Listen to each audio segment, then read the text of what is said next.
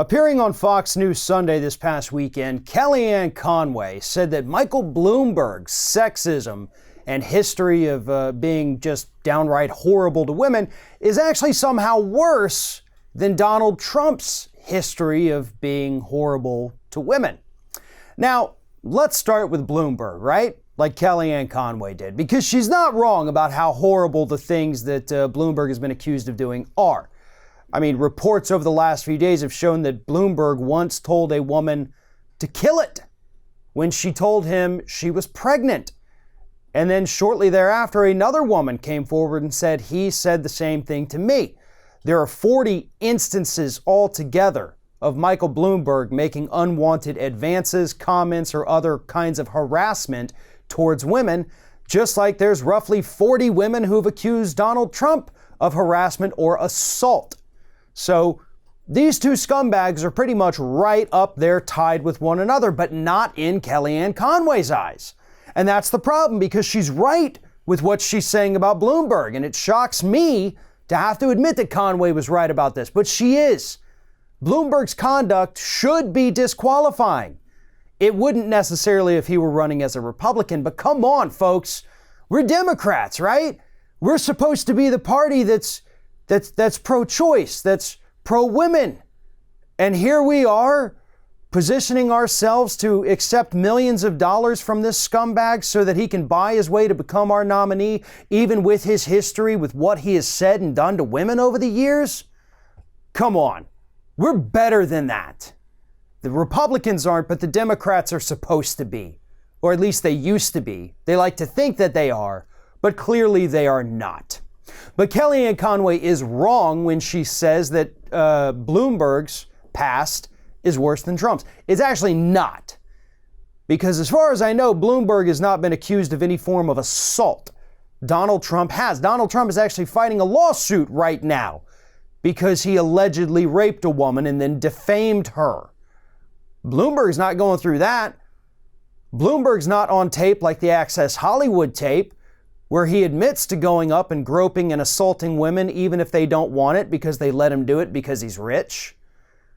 Bloomberg is on tape, however, saying that African Americans and Hispanics need to learn how to behave, and that maybe we stop white people too much with stop and frisk and we don't stop black people enough.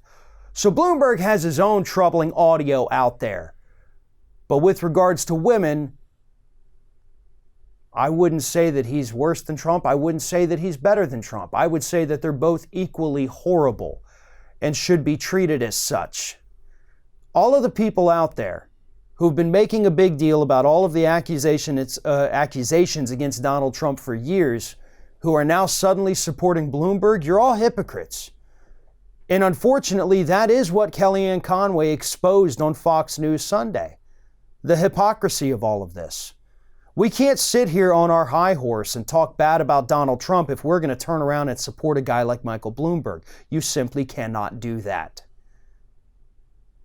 But that doesn't give Trump a pass, and it doesn't mean that Bloomberg's is not quite as serious. It's all equally terrible.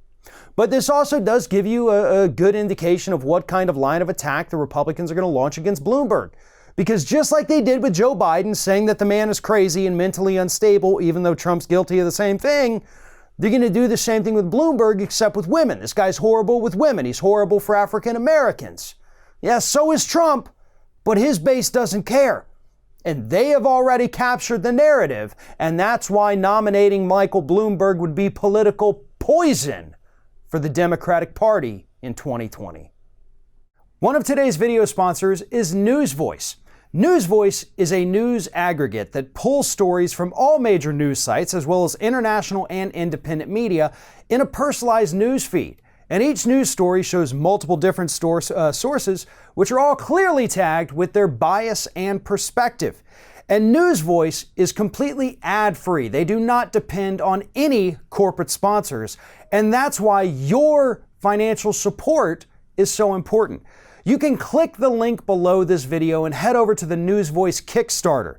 They're raising money to hire more investigative journalists and more news readers so that this election cycle, 2020, we can finally cut through all the fake news and know what's really happening. News Voice has a lot of projects that they want to get off the ground before the election takes place, but they need your help in order to do that. So once again, follow the link below in the description of this video and help out News Voice in any way you can. After all, News Voice is shaped by its readers. You can upvote stories that you find interesting, you can add stories, you can add missing links that you think give people a better understanding of the story. For the first time ever, there's a completely open and democratized platform for news that is completely free from any corporate influence. So once again, the link in the description of this video, head over to News Voice Kickstarters and let's fix the news together.